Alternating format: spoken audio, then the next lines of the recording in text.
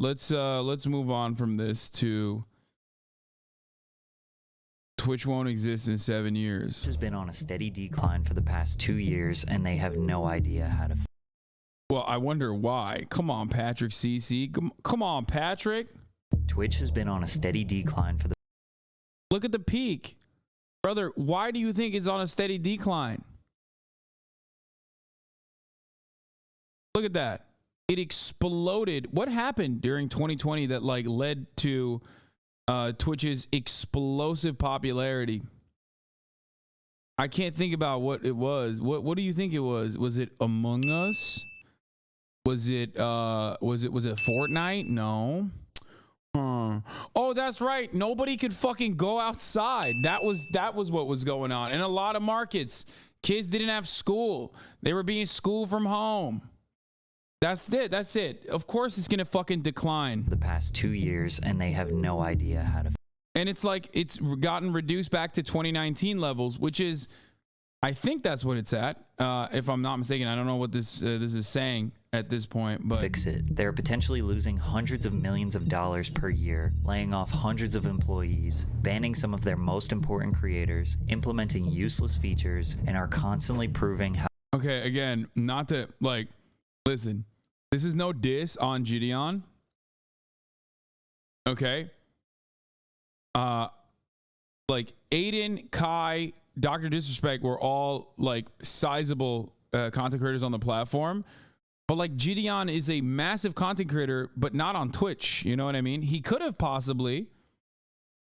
He could have had a sizable audience. I think he's like a very good live streamer, but like he didn't have he did one stream and got banned. You know what I mean? So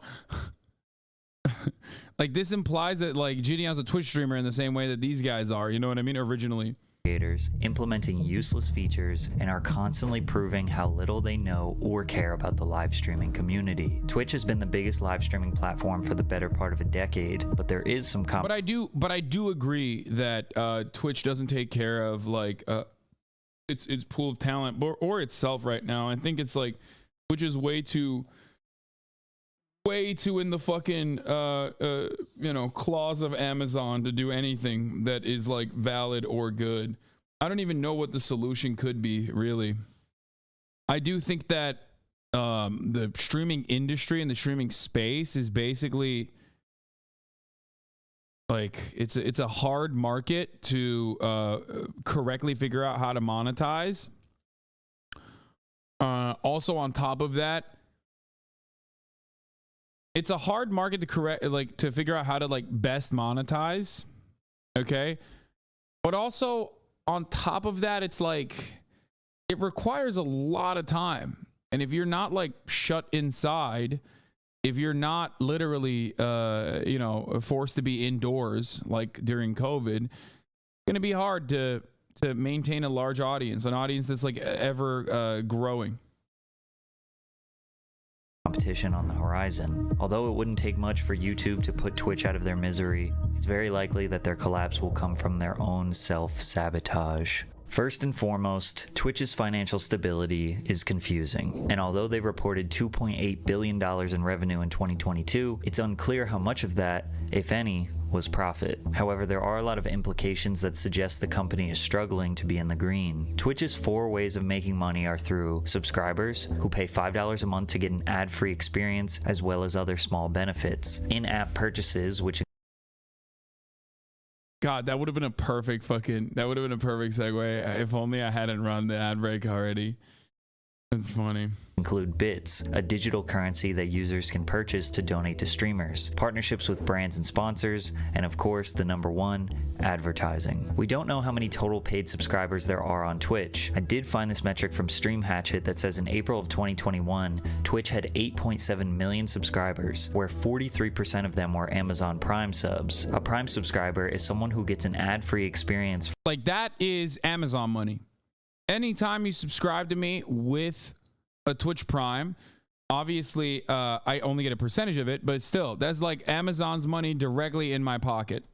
That is basically like Twitch giving me extra dollars Collective ownership by the creators themselves would be ideal, right? People who do the work generally know the most about their how the business should run. For $0, since they already have an Amazon Prime membership, because Amazon owns Twitch. Therefore, Twitch doesn't make any money on that sub. In fact, you could argue they're losing money since viewers are paying $0 and not getting ads, and Twitch has to pay creators $1 and some change for that Prime sub. Anyways, this graph indicates that in the month of April, Twitch had 4.7 million paid subscribers, times $5, which is 23.5 million, times 12 months average, which would be about $282 million in sub revenue in 2021. But Twitch, yeah, there's no way. That was way outdated and inaccurate, by the way. That might be only with the US. Twitch is split up by regions and they're all kinds of autonomous. Yeah. on average, receives between 30 and 50. $1 for Primes, what?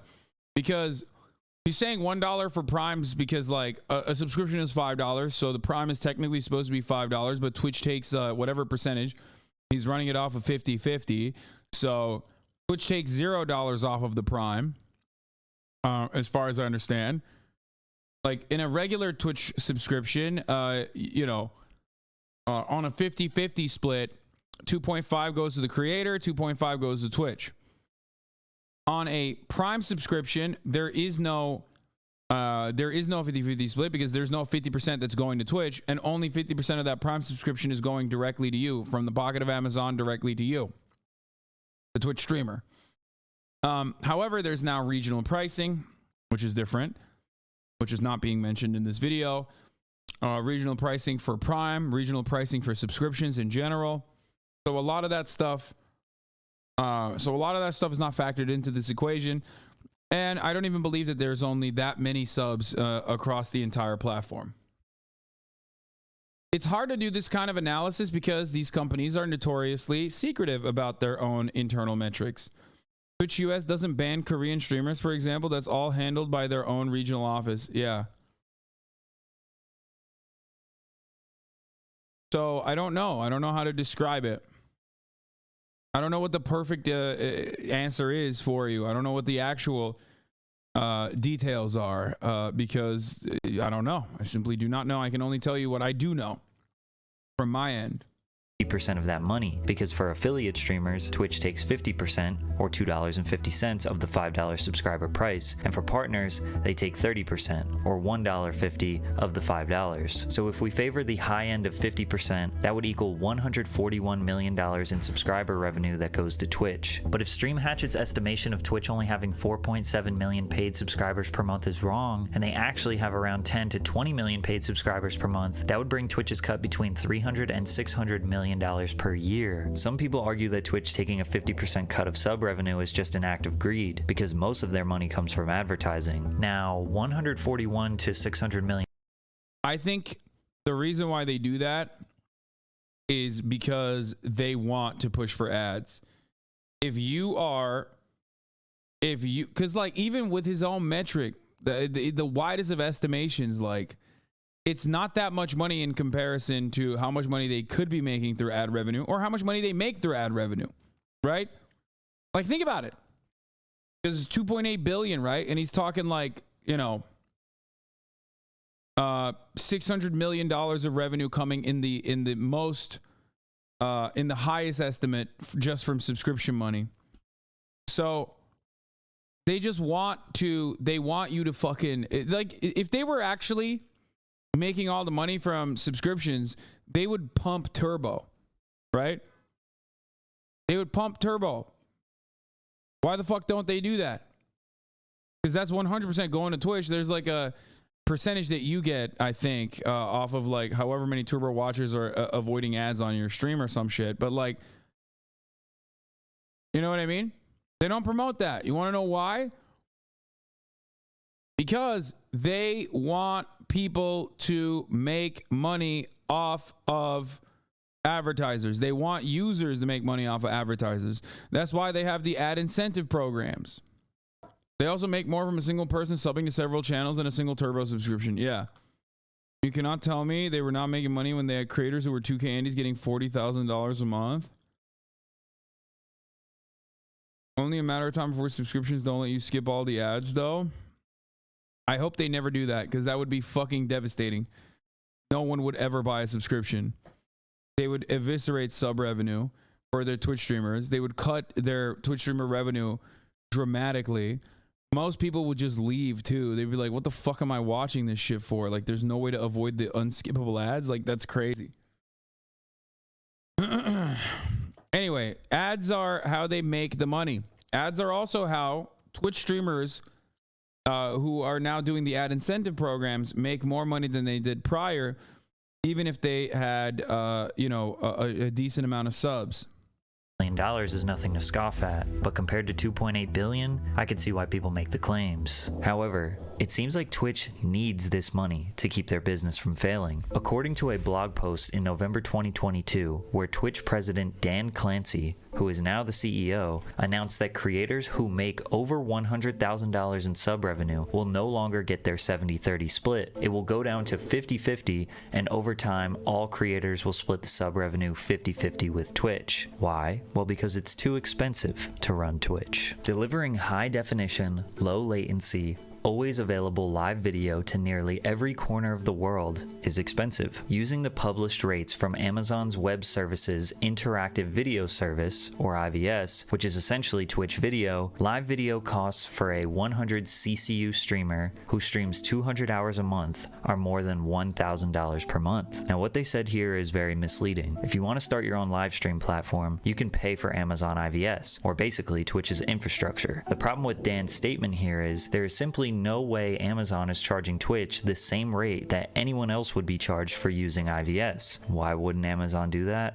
Well, again, because Amazon owns Twitch. Amazon would charge me or you $1,000 per month to deliver HD live video to 100 concurrent viewers at 200 hours a month. I may hate Kig, but they literally proved that shit wrong. First of all, they don't. Kig literally proved this completely wrong, by the way. No, they don't. They didn't prove it wrong. What do you mean? Kig just has an endless amount of money that they would dump because in their minds they think Kick in their minds think that it's like fine as long as there's like a massive funnel to create or to bring in new watchers into cryptocurrency gambling. I'm saying it's not that expensive to run Twitch. No, you're absolutely wrong. Brother, as much as I fucking shit on Twitch for all of its inefficiencies, I don't agree with you on that. Live web hosting is profoundly expensive. The only reason why Kick is doing it, which by the way, Kick also uses like IVS, which is they're paying Amazon Twitch to exist for the record.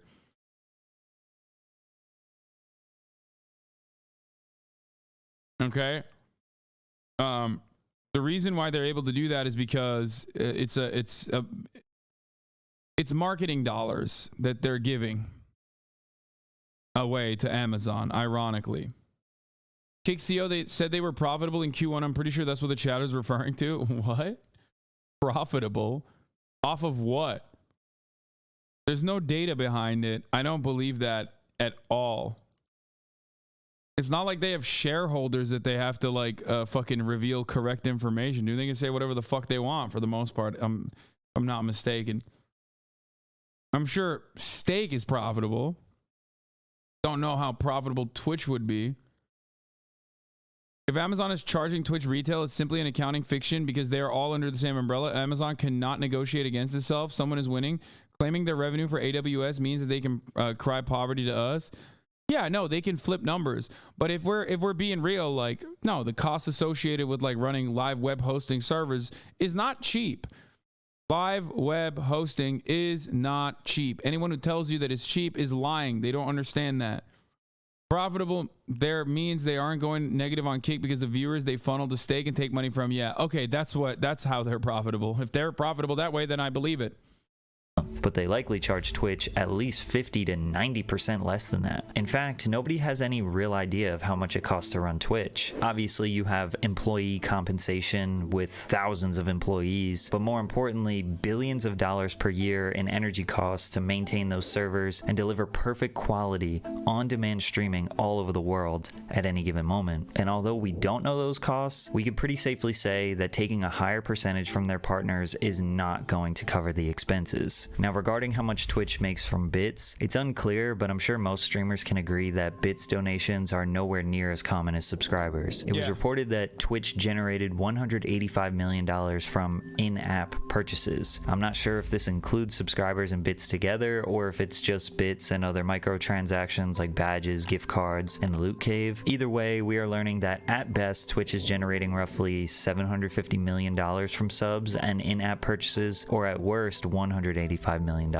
Regardless of what the real numbers are, we know that without a doubt, Twitch could never survive on just paid subscribers and in-app purchases, which means that likely the $2+ billion in revenue they generated in 2022, pretty much it comes from advertising and brand partnership.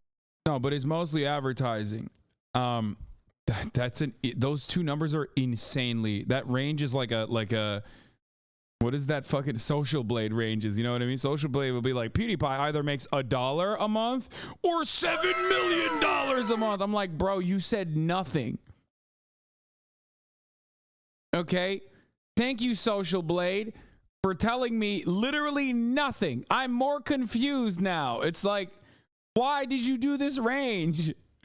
Whoa, PewDiePie could be making anywhere from $0 to $100 million a month. That's right. Okay, my work is done.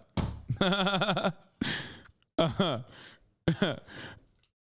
know why I turned into Tony the Tiger there for a moment, but Tony the Tiger as VTuber radicalized me so much last year. I didn't even see the problem with this is advertisements are destroying the I'm gonna Kohima.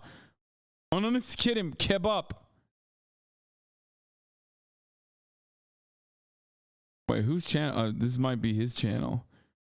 There's Turks in his chat. Experience. Creators have a terrible revenue split with Twitch, which has led to a near 10% decrease in average viewership and watch time for the past 2 years. We all know how annoying No, average viewership declined for the last 2 years because of COVID. Anyone that says there's any additional reasons for why that's the case, other than COVID, hayır. Sen çıkarır mısın? Aman Allah Allah. Peki anne. It's wild. Wouldn't it go up for COVID? No, in the past 2 years is 2023. Past 2 years means 2021 when it hit the peak and has been in decline and has been in a steady decline since then is due to one reason or the other. Except a lot of the factors that he is mentioning here came after the decline had already started. Okay, like if you look at, where is this? This is probably like, what website is he looking at, chat? He's looking at, I guess people died? No, that doesn't have anything to do with that. Get out of here. Twitch stats in the long term. Looking at average viewership.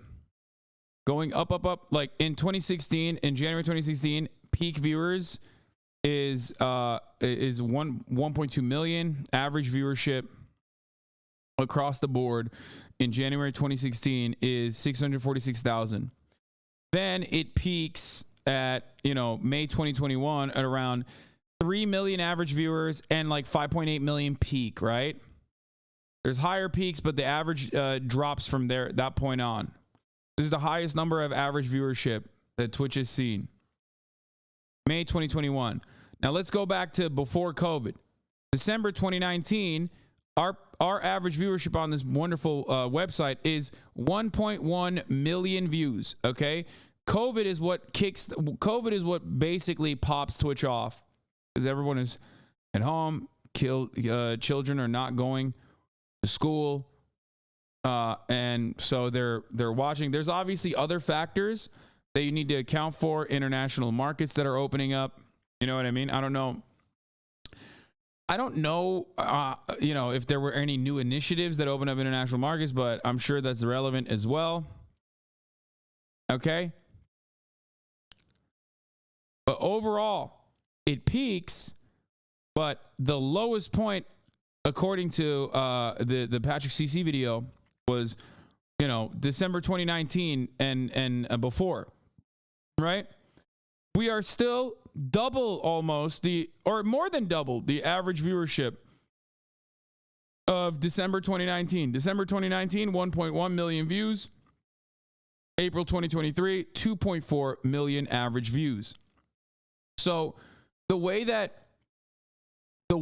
Patrick CC made it seem like Twitch is on the decline, it's like fucked up, it's really bad. Yeah, of course it's not going to hit the peak. Of course it's not going to hit the average viewership. The platform still doubled pre-pandemic though. Does that make sense? You guys understand? So this is just, I don't know if it's like a case of bad math or whatever. You know what's crazy? You grew so much that you actually stayed steady or went up 30K post-COVID despite viewership overall dropping across the platform and not being an election season. So that means you actually have been blowing up massively on Twitch. Is even more impressive that your content isn't tailored towards kids, so you're maintaining high viewership with adults who have much less time to watch streams than you. Sorry, I just had to glaze a little. Thank you for the glazing. Nice to hear nice things every now and then. So some streamers got used to eating too good, that's all. Wait, what? No. I don't think that's how. No. I don't know why people are saying like the platform is fucking dying. That's what I'm saying. I'm simply stating that the platform is not dying if you look at like the steady trend, which is still going up. It's like normalizing. It has normalized, right? But it's still pretty fucking high and slated to keep going up. Ironic because, yeah, it is kind of what Pinely was stating. Yeah, I was thinking about that a lot today, which is what he was saying is it like, you know, commentary videos sometimes like engage in junk science a little bit to justify a preconceived notion that they have. I don't agree with this, or at least the numbers don't agree with it. Twitch has always had a problem bringing new users onto the platform. It's always been their biggest weakness. I remember them talking about this even before Amazon bought them. Yeah. Can you filter by language? I don't think. Oh. You can. Look at English. Yeah, if you look at English language speaking channels, you see a similar thing here where December 2019 is 1.3 million peak.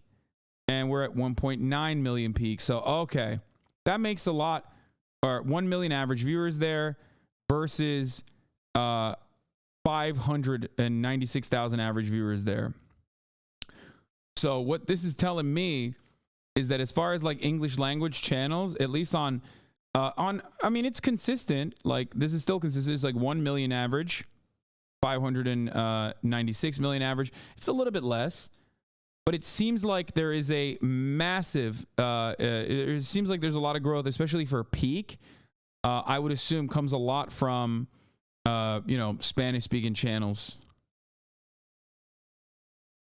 Holy fuck, it seems like Spanish is still much smaller. What the fuck? Spanish Mexico? What the fuck does that mean? Why are they accounting this? Oh, no, it's nothing. Okay, never mind. That's not a real thing. Okay. So it still factors in as Spanish speaking. Damn, bro, it was nothing in like 2017. Dude, COVID fucking made the Spanish speaking community into a behemoth. Look at this, 250,000 average viewers right now. That's great. What's Turkish? Turkish has probably grown too. I mean, every market is well, never mind. It actually is like not that big of an increase. Never mind. 38,000 average viewers. And in December, 16,000. Okay. That's, you know, double. So, am I a weirdo for watching American politics as a Mexican on Mexico? But you are entertaining, brother? No, you're not a weirdo. There's plenty of people who do that. The real weird one is like Japanese viewers that I found out when I went to Japan who don't even speak English as their first language. It like blows my mind. Like what they're doing out there. I'm a Snow Mexican in Snow Mexico and I'm a mod. Okay, that's Canada. That's different. Of course Canadians watch American politics. English is still your first language. Okay, listen. We are looking at something so irrelevant now. Well, it's not irrelevant, but like the reason why I'm using the same site that he's using, like he has access to these statistics, and there's probably a better way to look at the stats than the way he's looking at the stats, right? Across the board, if you look at the entire website, The website is doing well. The website is still growing dramatically, as a matter of fact, in comparison to 2016 levels. If it dips below December 2019 numbers, though, then you have a problem. That means the website is actually getting smaller. That's not good. But it doesn't seem to be happening here with, 1.1 in December 2019, 1.1 million average viewers, 2.4 million average viewers in 2023. Seems to be doing pretty good. So, and we know that, Twitch numbers are at least relatively real in comparison to others. Okay. Too. And both of those metrics are also down in 2023. Viewers either leaving the platform or clicking off to another streamer. The only problem is every time you click on a new stream, you will get hit with another non-skippable 30-second ad. There is no way to skip the ad. Your stream yesterday cost $216,000 based on the AWS calculator. I know that's full price, but still, yeah, that's fucking insane, dude. No, I don't believe that. That would be ridiculous. If I am costing Twitch $216,000 per fucking stream, and there's just no fucking way.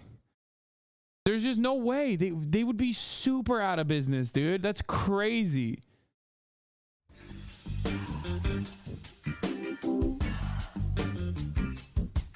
Can you imagine Amazon fucking charging Twitch retail prices? Or any prices at all?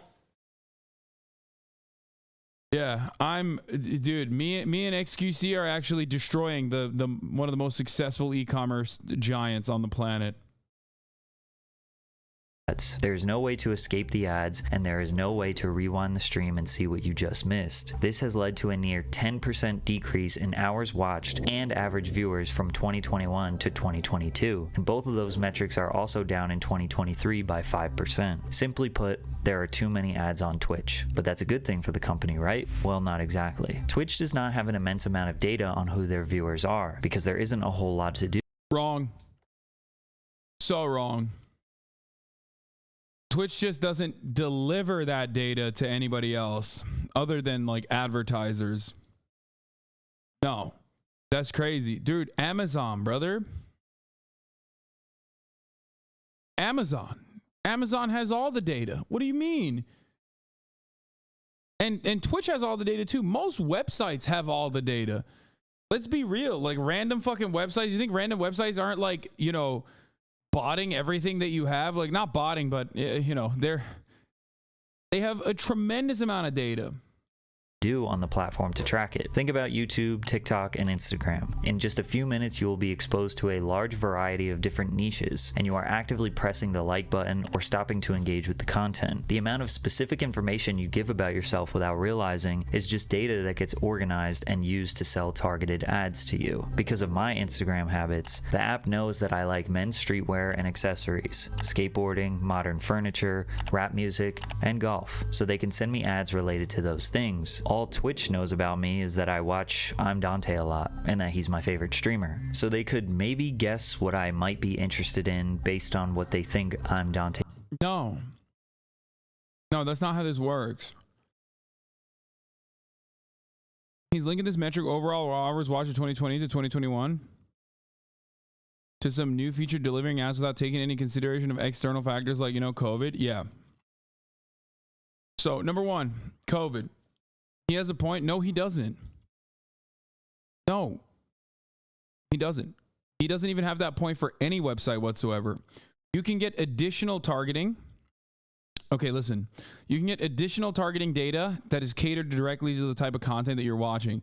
But this would mean that cookies don't exist. This would mean that all the clicks that you're making outside of the website are not trackable somehow by Twitch. Which is not the case. This would imply that Amazon data is not working. There's multiple different ways. There are multiple different ways that Twitch is tracking so much information and serving it to advertisers. That's crazy. Every website does this. It's like thinking that CNN.com only has information on their audience by what kind of news articles they're clicking on. Sure, that can serve as like an additional way to do psychographic profiling. But the reality is, as far as demographic profiling and psychographic profiling goes, how the fuck does CNN.com know what kind of ads to target you when you're not spending a lot of time on there? You know what I mean? How is any website targeting you, for that matter? Websites do not only look at what you're doing inside of the website to create a viewer profile. Okay? That part is like objectively untrue. You are correlating two different things. Just because Twitch is owned by Amazon doesn't mean Amazon can relate that data to Twitch. Besides, let's say it is. What can you get out of it? Nothing is more reliable than getting demographic data from TikTok, for example. Okay, first of all, you're so insanely off base and wrong on that too, because if TikTok demographic data was so fucking reliable, Marianne Williamson would be the next president, okay? Or that mirrors and the science and the mystical science of mirrors would be something that we need to account for. Okay? As someone who's worked in advertising for 10 years, he's completely off base with this. Cookies track your data and browsers absolutely communicate with Amazon and every website for that matter to apply ads on the page. The way he's presenting this is, though, in order to get data, people would have to submit like a fucking survey or something. Good video, but this component is incorrect. Yes, I think so. I think this is very incorrect. So, yeah, software dev and former marketing engineer, you are correct. Chatter is wrong. Yeah. I don't know why people don't understand that. Obviously, TikTok, due to the content that you're consuming on TikTok, has a better psychographic profile that they can craft off of you and figure out what to market to you better. Like people who don't understand like how light reflects on mirrors are more susceptible to buy pink slime, for example. Let's say like TikTok can figure that out. Okay. And TikTok might not communicate that proprietary information that they have access to with other platforms, and that's fine. But ultimately, if you're talking about like, oh, Twitch doesn't track any of your data, they have no idea who's watching, that's crazy. That's just like objectively wrong. That's not how web marketing works. They know everything. They know everything. They can purchase it from data brokers too, but like they also directly know everything because of cookies and trackers and Amazon. So if you are finding like super tailored ads here on Twitch and shocked by it, well, don't be shocked by that. It's happening because they have your demographic profile perfectly down. I'm an ex-analyst for Amazon. Let me tell you, the vertical integration for data for Amazon Twitch is a very important part of Amazon, as it allows them to build a profile on viewers who are either in their prime spending period or of their life or getting right into it. I'm sure. Does Twitch have personalized targeted ads like TikTok? Of course it does. Every website you go to does. Why do you think Benny Johnson went on a fucking website and got an ad for a gay cruise?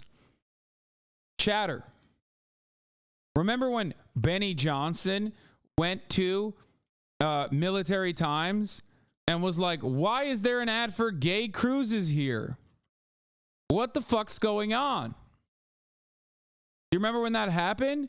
That's because it has nothing to do with Military Times, and it has everything to do with what websites Benny Johnson's looking at. Do you think the Military Times was like, oh, Benny Johnson's really interested in the Navy, let's serve him a gay cruise ad? No. I mean, that would be funny. For the sake of this argument, that would be a funny thing to say, but it would be objectively untrue. They wouldn't be like, well, Benny Johnson is only focusing on the Navy, so he's probably gay. So let's give him the gay ad. That's not how that works. It works because every single person that goes on any fucking website has a shitload of trackers and cookies. All of their data and their demographic profile is collected from both your browser, your fucking computer that you're using, your phone that you're using, to the individual websites that you go to and the shit that you click on.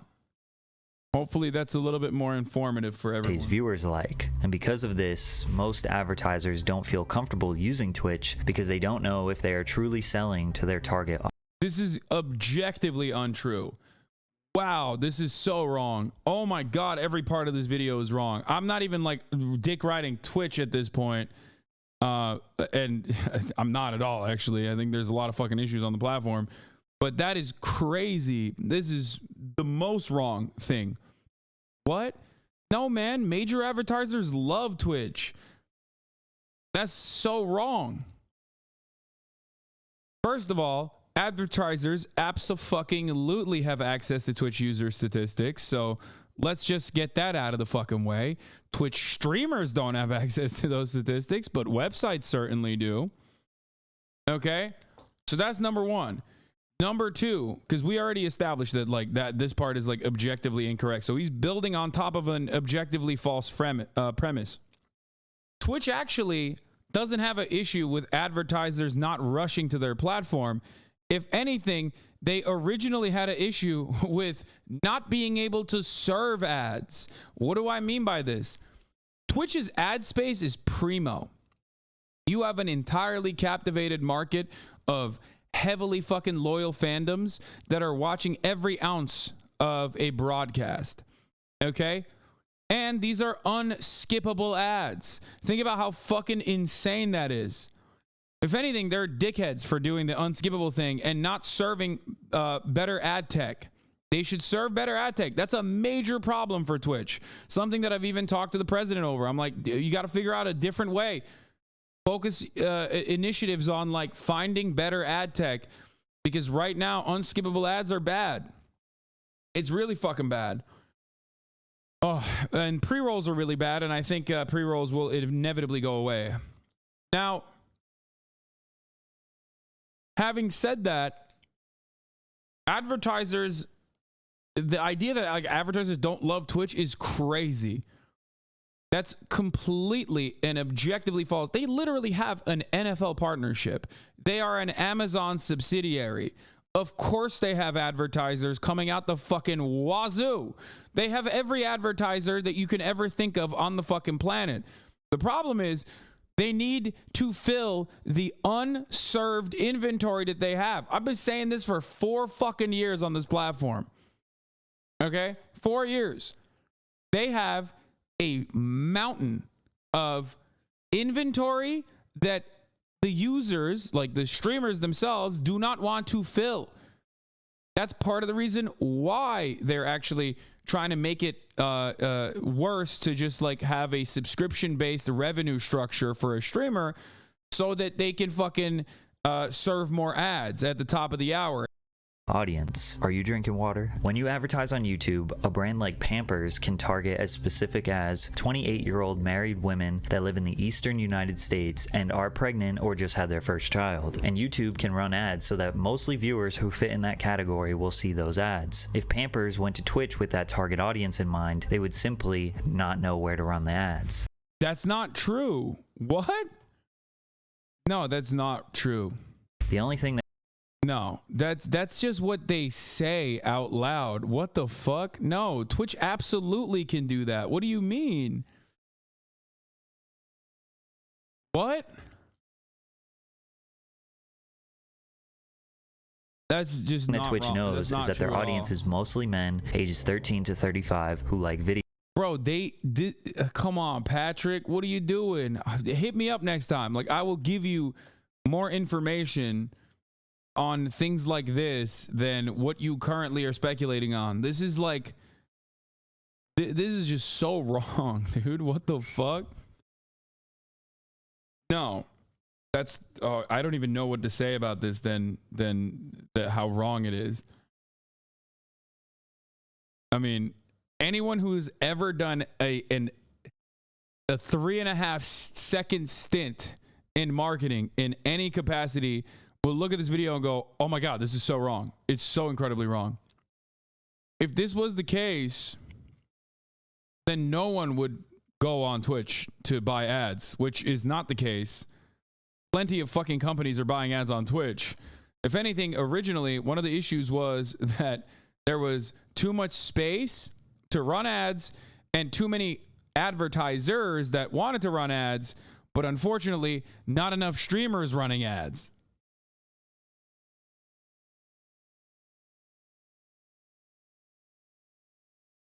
And this is the basis of all online marketing. All advertisement, sales, and operations works this way. It's not just on Twitch. Okay? Also, seeing the audience demographic being 16 to 24, making up 41% of the entire fucking audience at Twitch really does change things dramatically for me. I do recognize that I probably am like the entirety of the rest.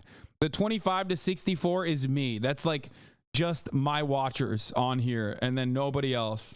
Video games. This eliminates a huge chunk of potential revenue because only a small amount of brands want to advertise to that audience. Energy drink brands, unhealthy snack brands, car brands, and other men's lifestyle brands love advertising on Twitch, which What? Bro, there are ads on here for not only the Marine Corps, but even like suicide prevention for veterans. There are ads for every consumer good. Every single consumer good.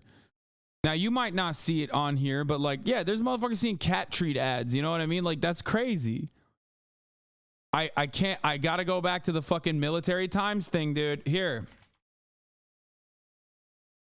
it is, okay? Here it is. The Military Times is serving a gay cruise ad to Benny Johnson.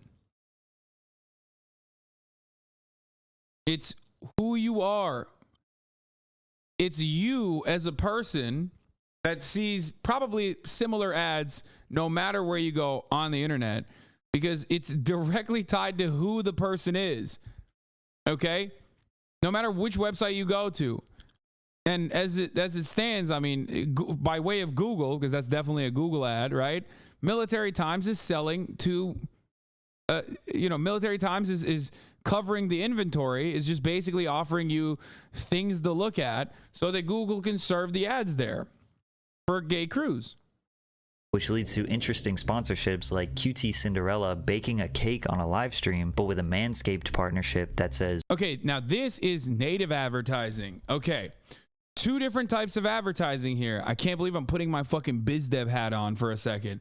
Okay, this is entirely and utterly unrelated to the previous point that Patrick was making. Now, a lot of people don't know the fucking nerd shit here. In the absence of Atrioc, I'll it is Monday. I'll do a little bit of Marketing Monday for everybody here. Okay, that is native advertising. That is conducted by third-party ad sales. Oftentimes the management company or, the agency or whatever the fuck Cutie Cinderella is working with, sometimes directly with the content creator and the advertiser themselves. Manscaped might actually have ads on Twitch. They might go to Twitch and buy ads. But in this process, this is entirely and utterly unrelated to the previous point that he was making. Okay? Completely unrelated. This is native advertising. It's directly done with the native advertising is different. This is a built-in ad spot. Okay, it's built in. Whatever. It's not native advertising. Native advertising would be like a BuzzFeed article that has like an ad in it, but it's kind of like that. I don't know how you could say that when you said that's exactly balls his on point. The screen. To make things worse for advertisers, every deal has to be a long conversation with the ad sales team at Twitch, back and forth.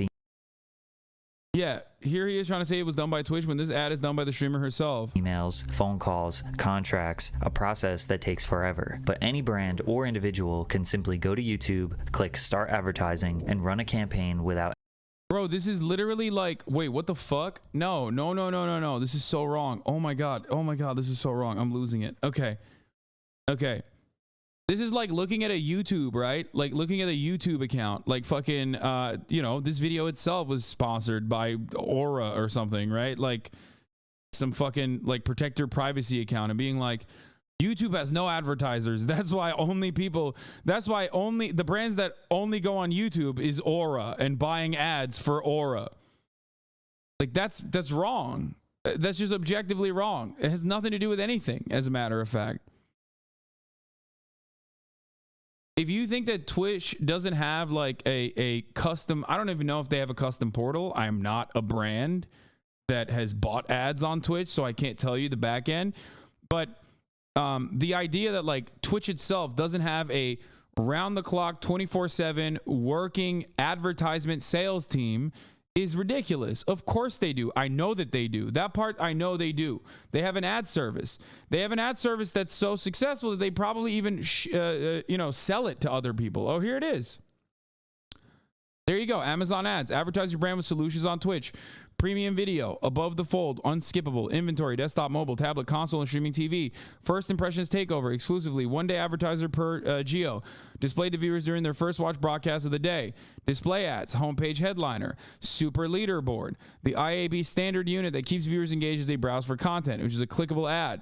The medium rectangle, the stream display ads, the IAB standard ad that appears on the lower third part of the creator's live stream.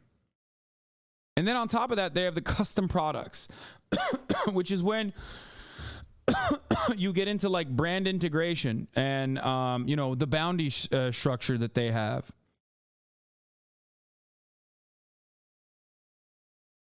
Bro, I work for a small e-commerce company and we sell ad space on the site. Crazy for this guy to say Twitch doesn't because Cutie did a Manscaped sponsor. Yeah, it's just so wrong. Benny Johnson getting the cruise display ad through the Google Display Network. He's talking about pre-roll and unskippable ads on YouTube videos at this point in the vid. I know, but even then he's wrong because the unskippable YouTube ads that are also being done through the Google AdSense structure, okay, it might be easier to purchase, I guess, but ultimately you still have a Twitch Amazon ad portal, and on top of that, like relationships with the platform itself. If you're like a major fucking commerce company, you know what I mean?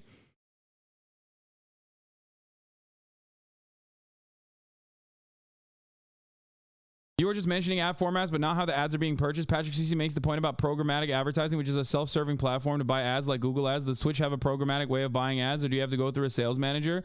This part I do not know, but I'm sure that there is a programmatic ad buying on Twitch as well.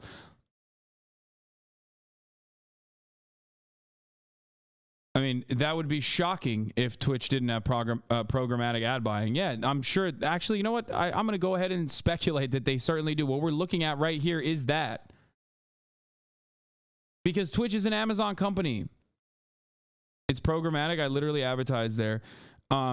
It's Amazon. Amazon has it. There's no way Amazon wouldn't have that. So Twitch will have it too. That's my assumption. Why doesn't Twitch advertise Twitch Turbo but still has it available? But there will be likely some human oversight because what?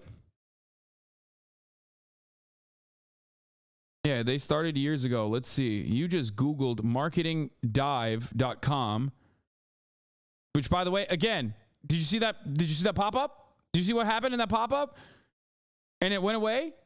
Do you know what that was? That was the website saying, you're being tracked right now, okay? You're being tracked. We know everything about you, and we will serve you ads depending on what your, what that caters to your very specific desires and needs. We know you better than your family. Here it is. Amazon starts selling Twitch ad inventory programmatically. This was published in 2020 of September 14, which is actually kind of late to the game, if I'm being real. Surprising that the programmatic ad spend started in 2020. So Twitch can be bought programmatically through Amazon's DSP ad buying platform. Source work and programmatic advertising. My team is starting an activation on Twitch. Yeah. So he's wrong on the tracking side, as we established. Okay. And he's wrong on the programmatic ad buying side. Now, on the programmatic side, are the psychographic profiles that you can map out as crazy as the ones that you can buy on YouTube? I don't know. But that's not what he's saying here. He's making it seem like Twitch doesn't have this component, which it clearly does, because it's an Amazon company. Of course it does.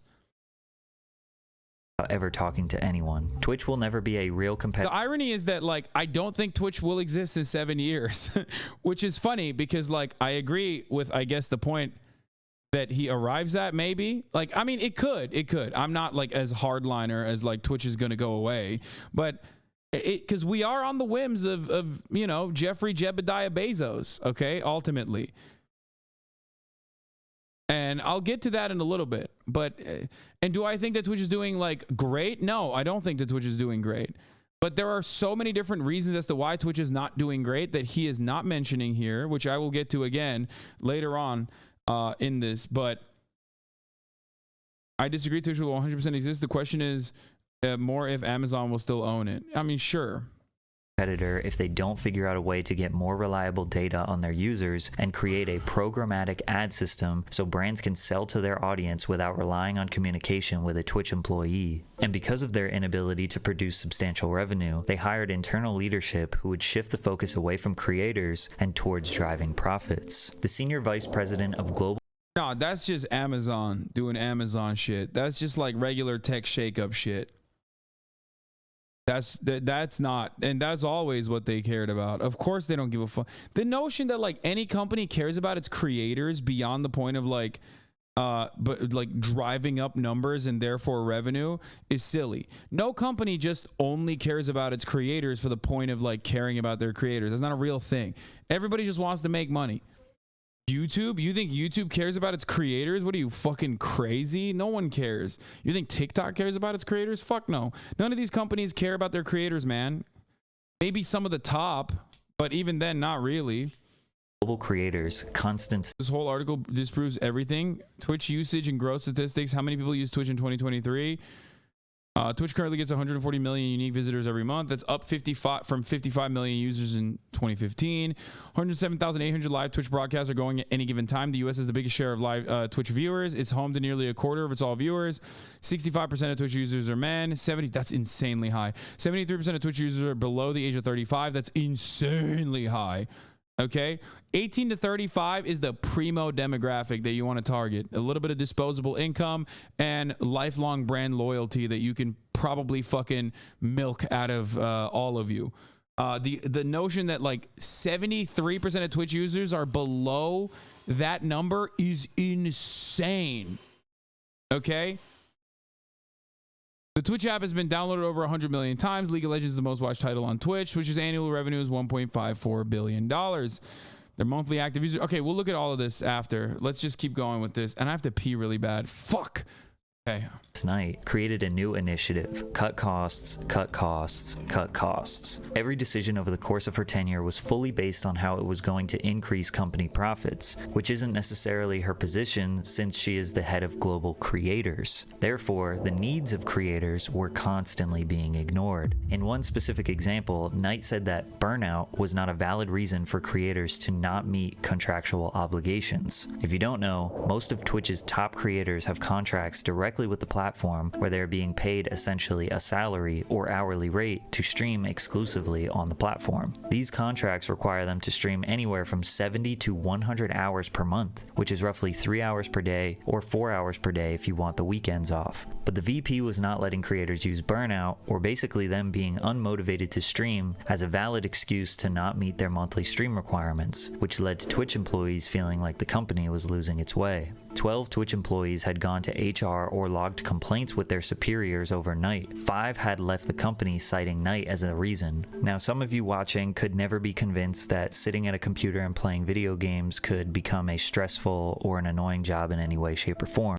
Oh, yeah. Yeah, let me tell you. Okay, that part I do agree with. Wait. Have contracts directly with the platform. Also, why am I not in any of these videos? Like, am I not one of the top creators? Like, what's going on there? Knight wrote that burnout is a pervasive issue among longtime Twitch streamers, was not a valid reason for creators not to meet contractual obligations. That part is insane. I didn't even read this article. What the fuck? That's crazy. That's crazy. I did not know that she said that. Because that's insane.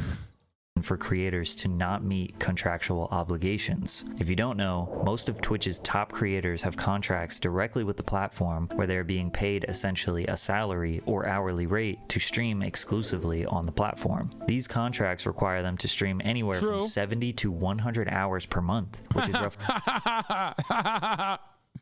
70 to 100 hours.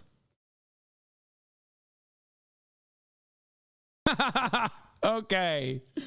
Yeah. Yeah, look at Carter going try like 160. Oh, I laugh at that too. Everybody knows what my hours are. Yeah, you got soft hands, Carter. You got them baby hands. What are yours? 180, bitch. You know this already. Roughly 3 hours per day or 4 hours per day if you want the weekends off. But the VP was not letting creators use burnout, or basically them being unmotivated to stream, as a valid excuse to not meet their monthly stream requirements. By the way, night Twitch watchers that watch every day, not recognizing burnout being like a major issue for Twitch streamers and not recognizing Twitch streaming as work. Requirements, which led to Twitch employees feeling like the company was losing its way. You're required 9 hours a day, 5 days a week. Is that what that comes to? I don't know. I mean, I stream 7 days a week, and I usually go above that anyway. But the notion that what was I gonna say? The idea that like fucking 9 hours of like regular white collar work is identical to fucking 9 hours of Twitch streaming is silly. I'll be honest. Azan, I love you, baby, but please tell me what other job you could just skip a week or a month of work because I'm tired and stressed. Burnout is not really a good reason. Yes, you're right. Twitch streamers should just kill themselves, actually. What the fuck do you mean? There's no other work where the expectation is that you're like literally on. Maybe service industry, actually. Service industry jobs are significantly worse. But like, even then, service industry jobs, like there's like a aspect of which where you can, I'm just saying, I work a blue collar job and I get laughed out of the door if I tried that. First of all, you should be able to do that at your blue collar job. That's number one. Okay. So weird that you would like turn around and be like, oh, Twitch streaming, fuck you. I'm in a blue collar job. You're just in New Jersey. You're in the United States of America in a blue collar job. So you can't do that. In other countries, burnout or any kind of like, any kind of like health complication that renders you unable to, I never said fuck you. I said I love you. Wait, I don't think you said fuck you. I never said you said fuck you. What? Calm down. That's not what I'm talking about.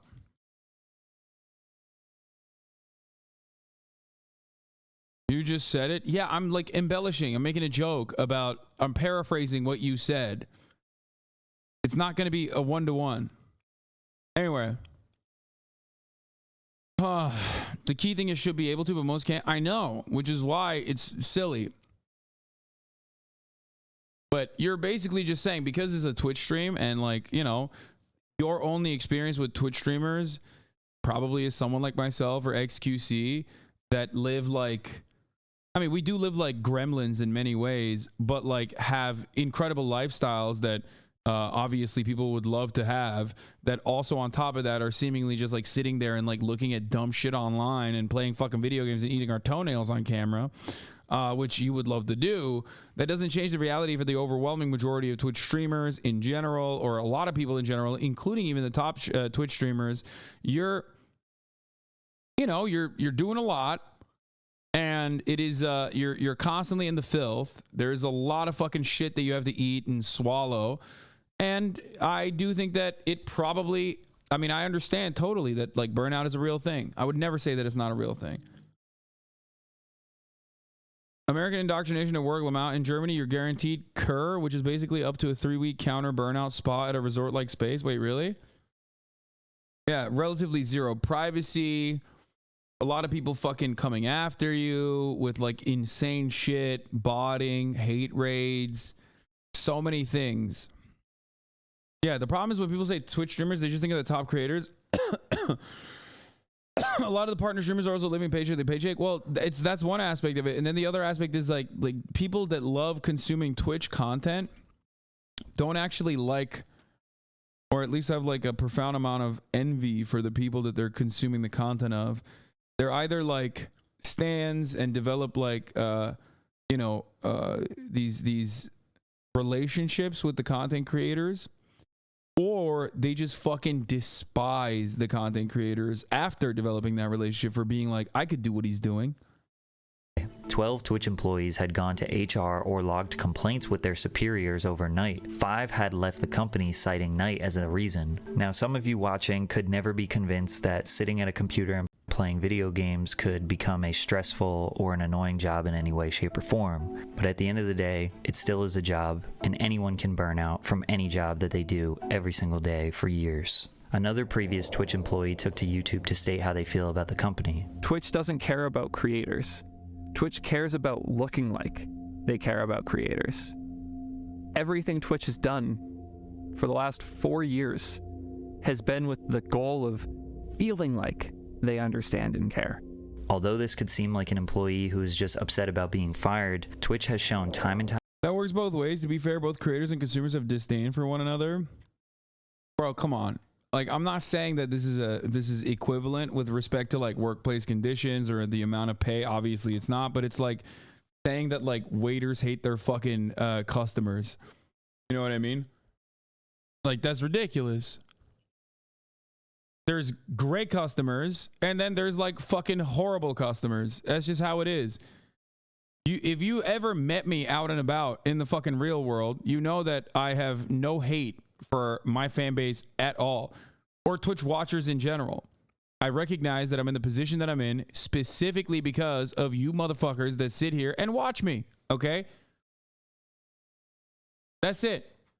But ultimately, there are some fucking dog shit chatters in every community, especially this one, that come in and say some dumb shit specifically to get a rise out of me or the content creator themselves, whoever it may be. And it's frustrating. Time again that no matter how large of a creator you are, they will take you down, even at your. How many times do you masturbate a day? Want to know if I have a problem, since I feel like you and I are more or less the same, successful and good-looking leftists. You are obvious benchmark and comparison. Answer, please. It's important. Hustle. Good to talk off topic sometimes for your mental health.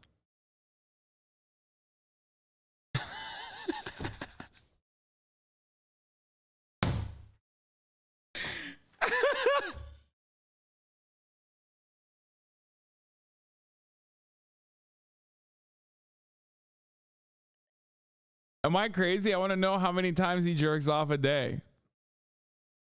I can't be alone. How many times do you jerk off a day, Matt Tolai? Like, this is so important to him that he literally had to like interrupt the broadcast and be like, listen, what's going on here? I need to know. Wait, did he fuck off after I literally, bro, he can't type because he's cranking, dude. He can't type. Answer still though. Wait, no. That's a one-handed type. All right, let's continue. Their highest moment. Hasanabi, a creator who only just started streaming in February of 2021, dominated Twitch in all of 2022. He reached the very rare milestone of 100,000 subscribers, which made him the #1 most subscribed creator at that time. This prompted him to do a subathon, which was a 24/7, 28-day-long non-stop stream in February 2023 to try and break the record for earning the most subscribers on Twitch in a single month. That record was previously held by Ludwig at 283,000. Not only did Kai break it, he demolished it, peaking at 306,621 all-time subscribers. It was reported that he earned Twitch $10 million, while Kai only received a $2 million payout. Yeah, again, ridiculous. Like, that's ridiculous. That's ridiculous. Why would you put that in your video, man? Like, who said that originally? Like, someone just made that up. It was like DJ Academic said it. Even Kai said it was false. Reported by DJ Academics, dude. Too busy harassing Freddie Gibbs on the timeline. Jesus Christ. These numbers were false, and Kai did not appreciate the oh, thank God. narrative. Twitch made $15 to $20 million Did not pre-watch. That's how you know. on Hasanabi, and Kai only brought about $2 million back to the bro. Where y'all getting these numbers from? Where are these numbers coming from? Because now it's a narrative that Oh, you're in the culture if you're keeping on with that one? Yeah, he's being gross, dude. DJ Academic is being so fucking gross with the Freddie Gibbs shit. Like, chill out, bro. I'm just a black man who's getting used for millions and millions and millions of dollars. Kai breaking the sub record was huge news, covered by publications like the BBC and Bloomberg, and most of us would assume that Twitch would do anything to boost Kai up. After all, he made history on their platform. At the very least, they would try to use this amazing moment. I mean, look at the guy underneath. He literally left. The other guy also left. Not Iron Mouse, though. She's here. To show the world what wonderful opportunities there are for creators on Twitch. They could squeeze out more press with Kai and do campaigns to get more people or brands interested in live streaming. But no, instead, they sent him a $100 pair of sneakers and banned him from their platform. It better be a contract in there. Oh! Congratulations, Kai, on your huge accomplishment. We are so proud of you, Laura, Anna, and all of your Bro, that shit was so ugly. friends at Twitch.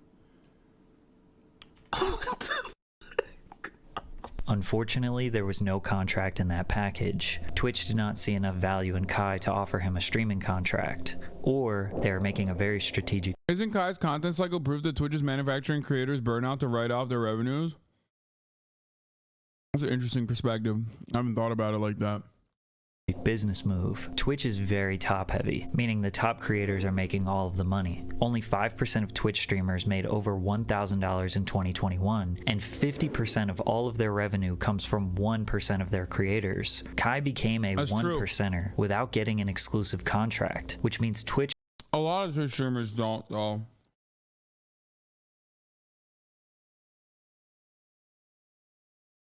I think it's wild.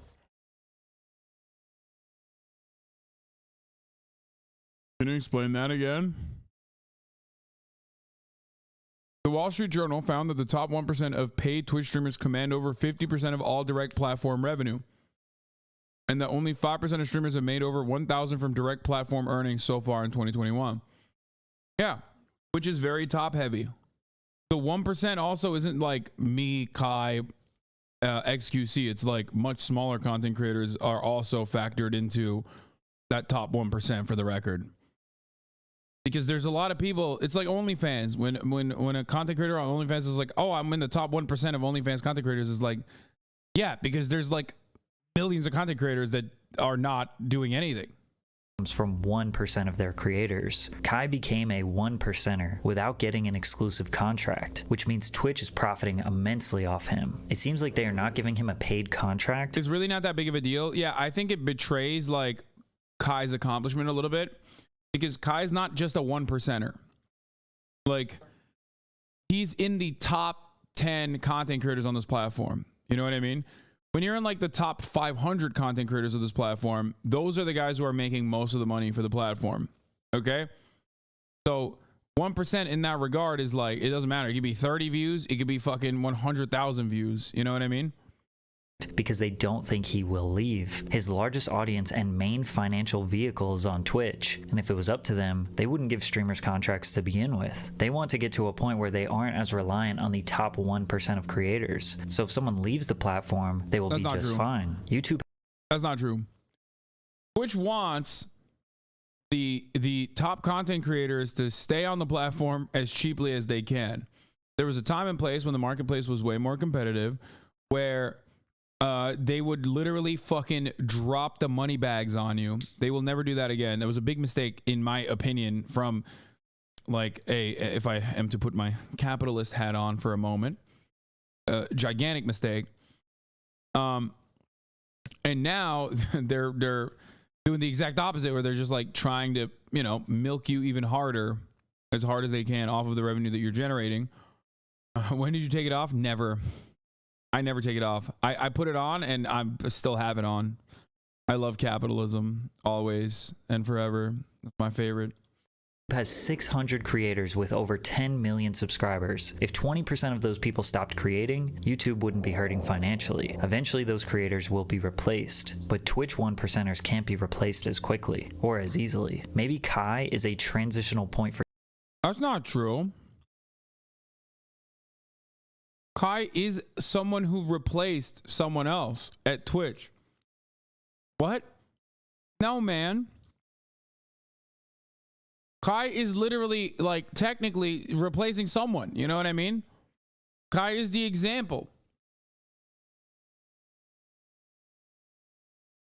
Twitch streamers are only not replaceable if there are competitive platforms out there that they can take their audience to. And even then, Twitch is like trying to figure out if that actually is taking away their market share. And they have realized that it doesn't.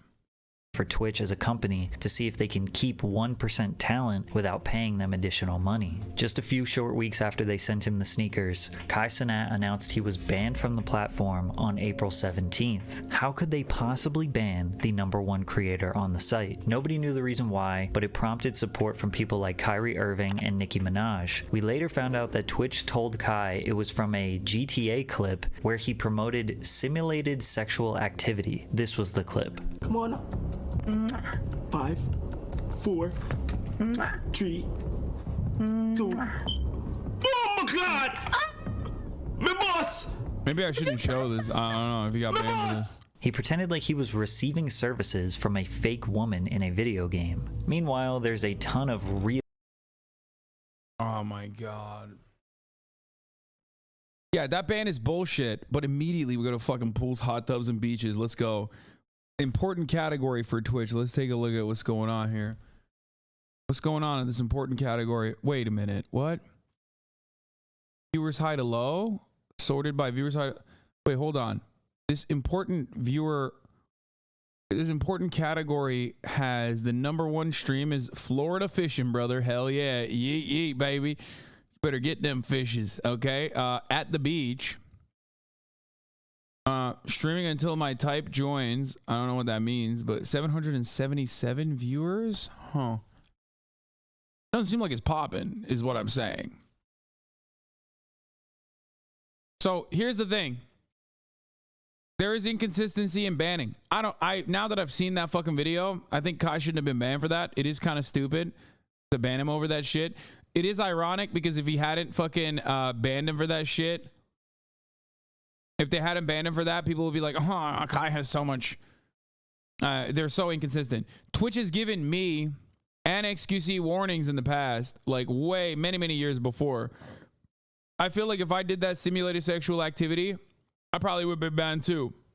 Real borderline sexual activity on that website, let alone simulated. Twitch is just reminding him that he, no matter how big he is, will not... Yeah, they literally banned they shut down the strip club in Grand Theft Auto No Pixel for that reason. I mean, I haven't been back. I don't know what it's like now, but originally that was literally the reason why they shut down the strip club in No Pixel. And me, XQC, and Soda ruined VR chat.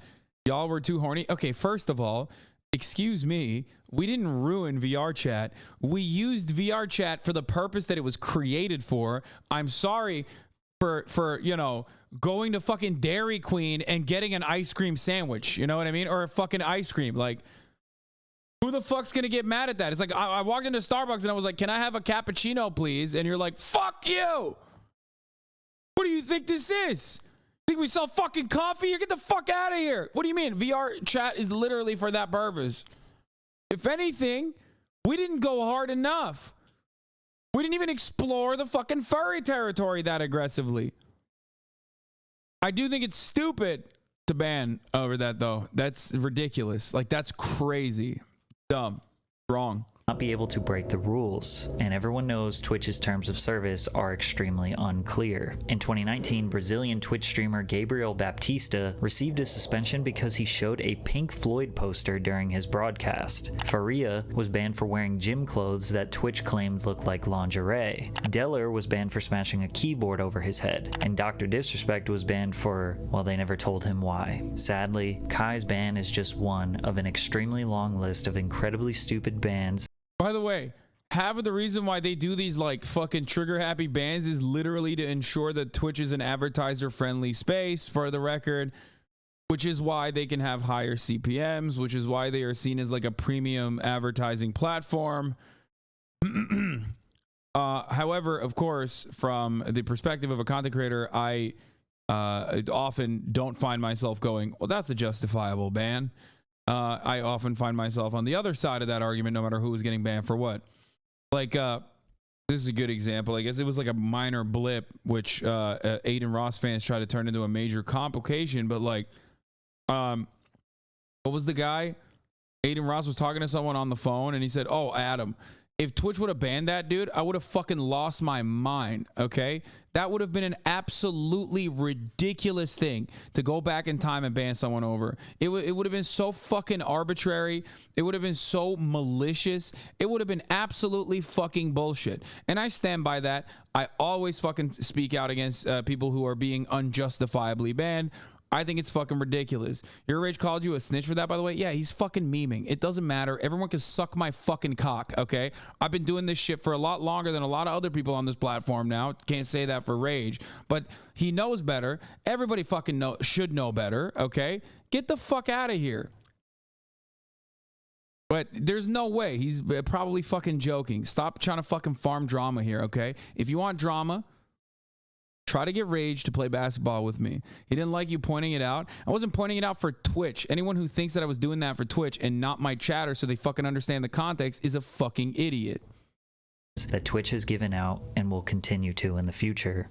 So with Twitch continuously making the wrong decisions when it comes to profits, employees, and creators, is competition a real threat to their company? Recently, the live streaming platform Kick has made a lot of content creators don't have a spine when it comes to you. Is strange. Yes, because I'm in fucking politics. That's why. And they're terrified.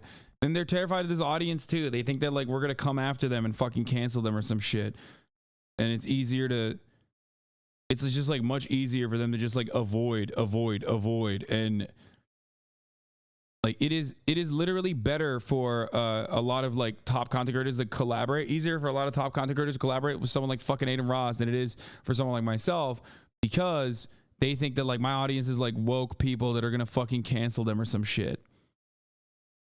some noise after their $30 million plus deal where they exclusively acquired Aiden Ross. Kick works and looks exactly almost like Twitch. The main difference is that they have a much more lenient terms of service. Streamers can gamble, say and do just about anything they want without getting banned, and the biggest thing is that they are offering creators a 95% cut of their subscriber revenue. Jared FPS, a Kick streamer, highlighted his Kick earnings at $3,800 for 800 subscribers, which would be about $2,000 on Twitch. However, I don't think this is going to be enough to really compete with Twitch. Think about all of the problems I highlighted in this video. Kick is going to have to deal with all of those same problems, but more importantly with advertisers, they will be targeting the same niche as Twitch, but with less censorship and more risque content, advertisers will feel even less comfortable than they already do with Twitch. But the biggest problem is, Kick is built on Amazon IVS. Remember when Twitch said it was too expensive to run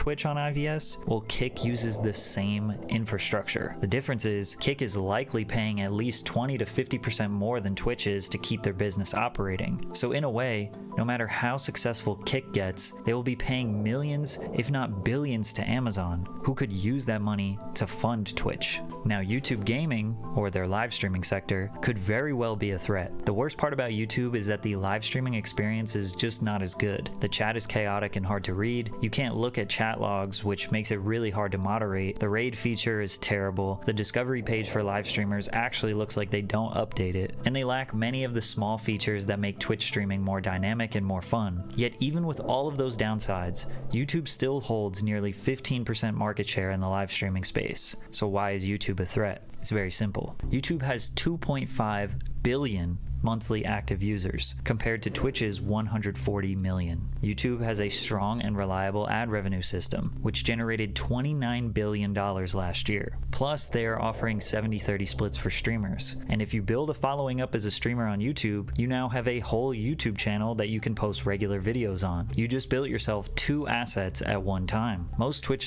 yes and no. That's why there's a lot of YouTubers who still live stream on Twitch, right? And the reason for that is because they get more revenue that way. A lot of YouTube, remember, a lot of YouTube content creators will live stream on Twitch. Think about that. Why don't they use their YouTube audience that's much larger than the Twitch audience and instead build their Twitch audience? So I don't disagree. YouTube, if they wanted to, have the capabilities of like making it the largest live streaming platform on the planet, but that level of revenue is nothing for them. They'll open up like a new monetization feature in India, and all of a sudden that's like 10xing, 100xing their fucking like minor changes that they made for the North American marketplace for their live streaming customizations that will cost them a lot of fucking money, and maybe it will pan out for them. YouTube does not really care about their live streaming. That's just it. YouTube doesn't care about their live streaming as much as they care about their VODs, because they are the VOD platform and they're very good at it, and they will continue working on that. They're massive. But when you're massive, when you're the massive VOD platform, you're just not gonna split hairs over dollars like that. Yeah, YouTube is not trying to compete with Twitch. It's trying to compete with TikTok. That's right. And they're doing a pretty good fucking job too. Streamers have to post clips of their streams on YouTube in order to grow, and even still the translation is not that great, and they end up being more popular on YouTube. If YouTube just got their live streaming page to operate exactly like Twitch or Kick, which wouldn't really be that hard for them, it wouldn't make any sense for small streamers to use Twitch. 1% streamers like Hassan and XQC wouldn't immediately jump ship, or maybe never, because they already have a huge following. At the same time, everybody has a price. Nobody thought Ludwig would switch platforms. True. So why hasn't YouTube Fake. tried to take over? Especially since I claim it'll be so easy for them. Maybe they just don't see live streaming as a worthwhile business investment. Think about... Yeah, they do. Patrick is right on this. I think that's it. They don't. It's not. I get why it's not. I mean, look at Twitch. Half of the stuff that he mentioned as far as how expensive it is to do live web hosting is part of the reason why it's not worth it. Everything I mentioned in this video, all the hurdles, all the expenses, all the bans, moderation, discoverability issues, creator contracts, advertiser uncertainty. Maybe YouTube thinks that live streaming will never be as profitable as video on demand, film, sports entertainment, and music streaming. Maybe live streaming will always be considered a niche subgenre of the entertainment industry. Until YouTube sees a bar packed full of people paying a $10 cover to watch Hassan debate Aiden Ross or Kai Cenat and 21 Savage react to Drake memes, they probably won't even bother. So what should Twitch do? Well, they definitely need to figure out a middle ground with ads. They need advertisers to pay the bills, and we as viewers understand that. Maybe a feature could be implemented that allows viewers to skip an ad or two just in case they pop up at a crucial time in the stream. Maybe even a feature that allows viewers to watch. Literally not bad. That's actually not a bad idea. Okay. I mean, he wraps it up with like some solid suggestions. Watch ads for a reward, or uninterrupted ad time when there's some downtime in somebody's stream. Kind of like how mobile games will allow you to watch an ad for a reward. Or you could exchange personal survey information for less ads. It's invasive, but hey, they're gonna try to do that anyway. They and have after done they that. improve their They did do that. Well, not to skip ads, but they were doing that to like make the ads more fun. That was an ad product that they actually did put out there for a little bit. I don't know if they did that. ad system, just keep the 70-30 revenue split with all creators, big or small. Most platforms provide a better split than that, so that's the least they can do. Also, more clarity and consistency when it comes to streamer bans seems like a very fair ask. Just tell people why they were banned in detail. Timestamp it, provide a clip. Every single time someone is banned, it should be the same process. Most importantly, they need to improve discoverability Agreed. for small/medium-sized creators. Super agreed. Holy fuck. Okay, all these last points are perfectly correct, and I absolutely agree with all of them. Twitch streamers relying on YouTube or TikTok to gain a following is absolutely ludicrous. Twitch is way too reliant on the 1%ers, and they're way too reliant on other platforms. Ultimately, I want to see Twitch win, and the streaming community wants to see them win as well. I think live streamers are incredibly underrated in terms of their entertainment value and ability to hold an audience for hours on end. But if they don't make these critical improvements, and YouTube just decides to invest $1 billion into making YouTube gaming a fierce competitor, I think Twitch could be on the verge of going out of business. He's not wrong about this either. 5 to 10 years down the line. Okay. Yeah, no. Every single thing that he said, every single point that he made at the end of his video is correct, and I do agree with it.